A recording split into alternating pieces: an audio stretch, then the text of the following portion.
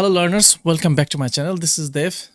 আজ আমরা শিখব খুবই মজার একটি লেসন, হচ্ছে লুক মানে দেখা, সি মানেও দেখা, ওয়াচ মানেও দেখা, বাট এ কোথায় কীভাবে ব্যবহার করতে হয় সেটা আমরা শিখব।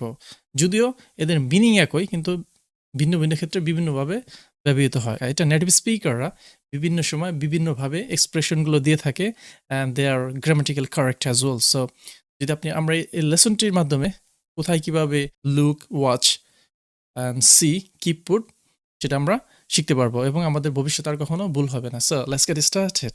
সি, ওয়াচ, লুক, তিনটার মিনিংই, তিনটার অর্থই দেখা, রাইট? কিন্তু এর আলাদা আলাদা পার্থক্য আছে, যেটা আমরা হয়তো বা অনেকে জানি, অনেকে জানি না, কিন্তু কিভাবে কোনটা কোন সময় ইউজ করতে হয় will learn from this lesson. So keep watching, right? Okay, দেখতে থাকুন। আমি কিন্তু অলরেডি ব্যবহারটা করে ফেলছি। সিটা হচ্ছে আই ক্যান সি ইউ, যেটা আমরা ন্যাচারালি দেখে, আমার যে দুইটা চোখ আছে, চোখ দিয়ে আমি যাই কিছু দেখতে পাই আমার আশেপাশে, সেটা হচ্ছে সি, দেখা।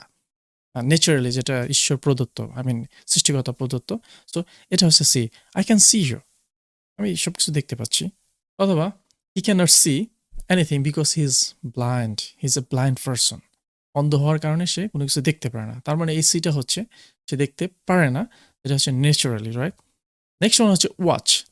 ওয়াচ মানে হচ্ছে দেখা, কিন্তু এটা হচ্ছে আপনি ইন্টেনশনালি, ইচ্ছাকৃতভাবে, অথবা কোনো মুভি দেখবেন, কোনো ড্রামা, অথবা আমার ইংলিশ লেসন, এগুলো আপনি ইচ্ছাকৃতভাবে, যদি আপনি স্পোকেন ইংলিশে আরও ভালো হতে চান, তাহলে আমার ভিডিওগুলো অবশ্যই দেখবেন। এই যে দেখা, এবং এটার মধ্যে একটা সময় বাধা থাকে। আপনি হয়তো বা 2 ঘন্টা ধরে মুভি দেখছেন বা ড্রামা, অথবা আমার লেসনগুলো 10 মিনিট করে দেখছেন। সো ওয়াচ, এটাকে বলে ওয়াচ, ইউনো। এবং ইউটিউবে কিন্তু আছে ওয়াচ টাইম, কত ঘন্টা কে দেখলো, রাইট? সো ওয়াচটা এইভাবে ব্যবহার করা হয়। We watched a great movie last night. আমরা একটি দারুণ মুভি দেখেছিলাম গত রাতে। ওয়াচড, তার মধ্যে এটা হচ্ছে কি আপনি ইন্টেনশনালি মুভিটি দেখতে গিয়েছিলেন। I love to watch drama, আমি ড্রামা দেখতে পছন্দ করি, বা ইউনো। সো এখানে ওয়াচটা কিন্তু হচ্ছে দেখা, বাট ইন্টেনশনালি। এই ওয়াচে কিন্তু বিভিন্ন ব্যবহার আছে। বিলিভ মি, এই ওয়াচটা আপনি ইউজ করতে পারেন। এই ওয়াচের মিনিং হচ্ছে ঘড়ি। আই লস্ট মাই ওয়াচ, আমি আমার ঘড়ি হারিয়ে ফেলেছি। এই ওয়াচের মিনিং আবার কিন্তু সিসি ক্যামেরা, যেটা নেটিভ স্পিকাররা বলে থাকে। বিভিন্ন মুভিতে দেখবেন যে I have put a watch on my house, আমি আমার বাড়িতে একটি কি সিসি ক্যামেরা লাগিয়েছি। I have installed A watch, যেটা আপনার নজর রাখে। সো আবার এই ওয়াচটাকে কিন্তু এইভাবেও বলা যায়, সেটা হচ্ছে নজর রাখা কারোর ওপর। I'll be watching you, I'll be watching you, আমি তোমার উপর নজর রাখবো যে তুমি কি করো। So be careful. সো ওয়াচের অনেক ব্যবহার আছে, কিন্তু আজ আমরা শিখবো যেটা হচ্ছে দেখা ইন্টেনশনালি। নেক্সট ওয়ান, লুক, দেখা।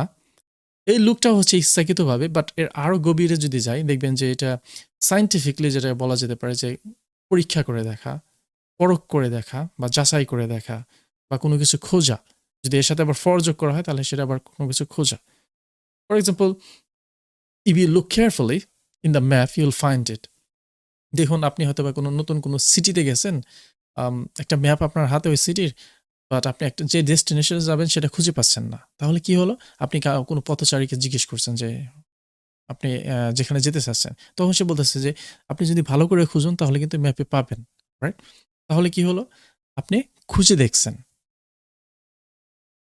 যে এটা কোথায় আছে। সো এই লুকের মিনিং হচ্ছে এটা, যে কোনো কিছু খুঁজে দেখা, অথবা কারোর দিকে হতে পারে তাকানো। যদি আপনি কাউকে ইচ্ছা করে বলেন, look at me, look at that, right? এখানে কিন্তু আমরা বলি না যে see that, see look at me, see at me, no, look at me, আমার দিকে তাকাও। আপনি তাকে বলতেছেন। And what are you looking for, আপনি কী খুঁজছেন? Well, I am looking for a pen, আমি একটি কলম খুঁজছি। হোয়াট এভার, আপনি যাই খুঁজেন। সো এটা হচ্ছে খুঁজে দেখা। সো আমরা শিখতে বললাম তাহলে সি কোন সময় কীভাবে ইউজ করতে হয়, watch and look. So thanks a lot for watching my lesson. যদি লেসনটি একটু ভালো লেগে থাকে তাহলে অবশ্যই like, share, comment and subscribe করে চ্যানেলটির পাশেই থাকবেন। অ্যান্ড বেশি বেশি বন্ধুদের সাথে শেয়ার করবেন। অ্যান্ড স্পোকেন ইংলিশের ক্ষেত্রে আমি সবসময় যেটা বলে থাকি, প্র্যাকটিস প্র্যাকটিস প্র্যাকটিস। বন্ধুদের সাথে বেশি বেশি প্র্যাকটিস করুন। অ্যান্ড আমি যেহেতু ইউকেতে পড়াশোনা করেছি, লন্ডনে, আমার সমস্ত অভিজ্ঞতা আমি এখানে প্রত্যেকটা লেসনে দেওয়ার চেষ্টা করি, যে প্র্যাকটিসের কোনো বিকল্প নেই। আপনি যদি ইংরেজিতে আপনার স্পোকেন লেভেলটাকে আরও এক ধাপ এগিয়ে নিয়ে যেতে চান, তাহলে ইউ মাস্ট প্র্যাকটিস, আপনাকে প্র্যাকটিস করতে হবে। সো আজকের মতো এই পর্যন্তই, ভালো থাকবেন, see you next time, bye by.